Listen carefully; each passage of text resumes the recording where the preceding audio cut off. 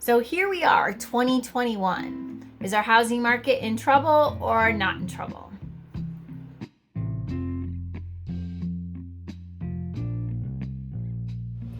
Hi, welcome back to my channel. If you haven't been here before, we talk about everything there is to know about eating, sleeping, and living here in the Denver metro area. If you get a chance, help me out and smash that like button, hit the subscribe button, leave me a comment so that I can make you videos on what you're interested in. Also, we get tons of texts, calls, messages about people looking to move here or relocate from one end of town to the other end of town, and make sure you reach out to me any way you can if I can help you out. So the big question is right now, is there going to be a crash? Is the market in trouble? Yes or no? And I kind of have looked at both sides. I'm not a real strong person where I'm like, yes, it's going to crash, or no, it's not. Everything's going to be perfect. I kind of look at stuff and see both sides of the story, so I like to share that with you. So let's talk a little bit about why we could be in trouble and why we might not be in trouble.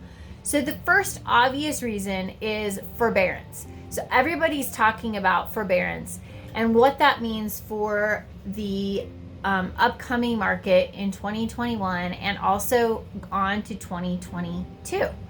And so right now, I don't see the market being in trouble in 2021, mostly because forbearance has been pushed off until the end of the year. So they just extended the foreclosure moratorium and also the eviction moratorium. So that's a big reason we're not going to see a big crash in 2021.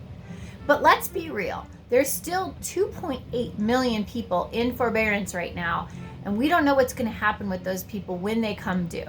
So another thing that people haven't thought about much is, yes, they have that forbearance. Let's say somebody's been in forbearance for they were in forbearance for the first 6 months of when this whole pandemic started, and now they're in forbearance another 6 months. So let's say your payments are $1,600 a month. That puts you over $20,000 that is due.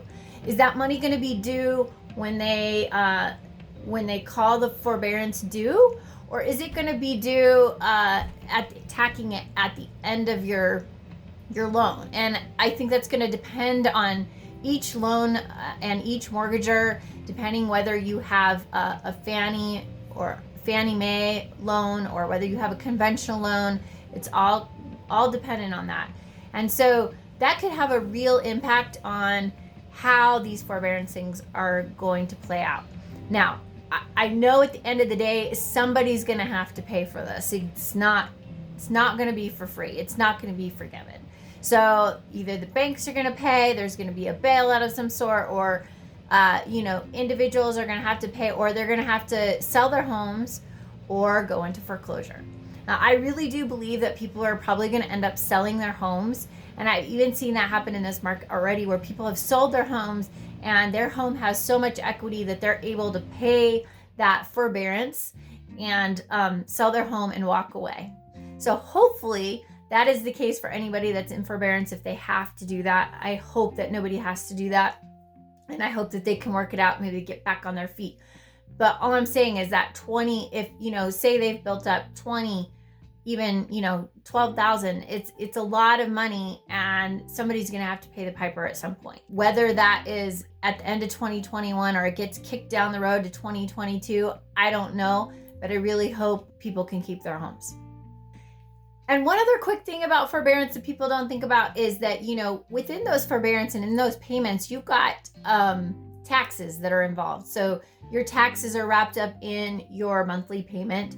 And when those escrow amounts come due, many of these places are where people are in forbearance. Their taxes have probably gone up over the last 6 months or so, because let's face it, housing prices have done, this. They've gone up almost across the nation all of 2020. So that means that their property taxes have probably also gone up, which means that if they were paying, like, say, $1,600 a month, that's probably increased this year. So when that that amount comes due, their payment's going to go up as well. And so that doesn't look good. Okay, on the other end of that, we've got inventory that is super low across the nation now, except for there are a few states where there's a lot of people migrating from their state to other states. Colorado, where we are, happens to be one of those states where lots of people are migrating to. So this whole, are we in trouble, yes or no, I think is very specific to where you're located. So you really have to look at migration of people. And one way to look at that is, where are people storing stuff? Like here in my area, I see tons of, like, I'm thinking, don't we have enough storage places already? And they're still building them. And that tells me lots of people are moving here. And there's also data to back that up. And so you might want to look at what places are people moving to, because those are probably not going to be places where you're going to see, massive foreclosures or massive sell-offs or anything like that. Another thing that could play a big part of whether this market's in trouble or not is interest rates. So as we all know, interest rates are at historic lows, and I don't expect them to change very much in the near future because, the Fed wants to keep those rates pretty low. For rates to increase, inflation has to start going up. And in order to do that, the Fed kind of manipulates that a little bit. And their marker point has been 2%. They have talked about increasing that to above 2%. So they're looking at 3%. One of the reasons we don't see inflation happening is because people are saving their money. They're worried about what's coming up and what's going on with this crazy pandemic. We've seen inflation happen with food and things like that, but massive inflation we haven't seen yet. As the Fed prints more money, the idea is that inflation will go up. Lots of people, you get your opinions everywhere, but there's a lot of people that say interest rates aren't going, skyrocketing for quite some time. So the other thing about low interest rates is, even if they don't stay low, let's say they do go up, that makes inventory even worse, because people that want to sell their homes then go, okay, well, I've got a home at 3%. Why would I buy another home at say, 4 or 5 or even 6%? I'm just going to hunker down and stay in my home. And that means that they're not going to list their home for sale. So that makes inventory even tighter. And on top of that, that makes the inventory even tighter is we've got this, what I call this demand that's kind of sitting on the sidelines. And it's all of our millennials that are probably, it is a bigger population than our baby boomers. And back when the baby boomers were kind of starting their families and all that stuff, we had the biggest, kind of boom in like housing and sales and stuff like that. And the same thing's going to happen with millennials. Millennials are going to want places to live and are looking for homes to buy. So that again increases the amount of demand for homes. And so especially in areas where people are migrating, that means more people, more demand, higher prices. So speaking of that, so first-time buyers and millennials and anybody trying to buy a house right now, my heart goes out to you. I mean, I have so many clients. It's so frustrating right now with the market the way it is. And one thing that we could possibly do that could help up that supply, because let's face it, supply is what is going to cause a crash, is that there's massive supply. So the only other way we're going to get, a lot more supply or a lot more affordable housing is if, governments or local municipalities get together and they can figure out a way to make the process of building homes less cumbersome, because it takes a ton of time, ton of resources for builders to get up and running to build homes. So it takes a long time for, even if you get home builders that are building lots of homes, it's going to take a long time for that inventory to catch up to demand. Right here in Colorado, we're at 1 month's inventory, and we've been that way since as long as I've been doing these videos. So that's been, at least 3 to 4 years. The other indicator that can make or break our housing market is unemployment, obviously, because people need to be able to pay their mortgages and therefore also get themselves out of forbearance. So, at 6.7% nationally right now. It's higher here in Colorado.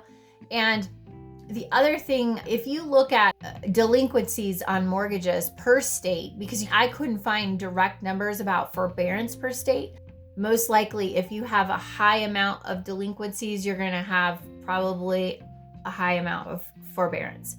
So if you look at those states that have continuously had delinquencies, and then they also have maybe high employment, you get a list of top 10 states, and Colorado's not one of them. So that's another reason why I don't think we're going to see this big crash in 2021 here in Colorado.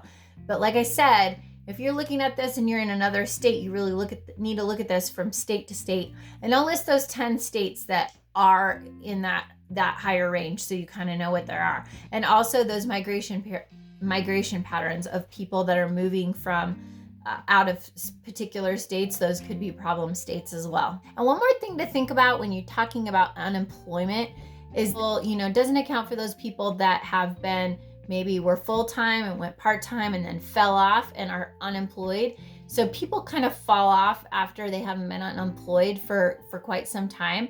So my suspect that number is much larger. Also, the other thing is that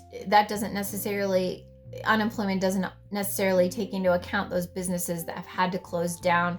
And I think as you get closer to 2021, things don't turn around and, like, say, the logistics of the vaccine and also just the numbers going down with COVID doesn't kind of keep heading in that down direction. You're going to see a lot more businesses go out of business, and then that also affects unemployment, which then affects forbearance, and that could be an issue as you go into 2022. Let me just leave you with this one last thought. So if the Fed's investing in things like EFTs, bonds, and all that stuff to create lower interest rates, and they don't want inflation, and we keep rates low, let's say that rates start to rise up a little bit, and you've bought a house down here where the rates are low. If you have a lump of money sitting there, if you're, don't feel comfortable investing in the stock market, you can't put it in the bank for making, negative percentage amount. If you have debt that has a lower rate than what interest rates are in the future, that debt is almost an asset. So what I'm saying is that in the future, with this kind of inflation and interest rates, as interest rates increase a little bit and you have your lowest interest rates that you bought your house at, you're actually better off to have that money sitting as debt because it's cheaper. Your money is, if the dollar is decreasing because they're printing more money, and you have bought your house at 2.8, 3%, and say interest rates start increasing, but not at a rate that you can even make much putting your money in the bank, then it makes sense to put that money into a home. And if you can invest your money, those things that hedge against inflation, I believe real estate is one of those items. So in quick summarization, I don't think that I don't think forbearance is going to hurt the housing market in 2021. It might in 2022. The Federal Reserve does not want deflation. The Fed is looking to raise their inflation target rates from that 2% or over 2%, maybe up to 3%.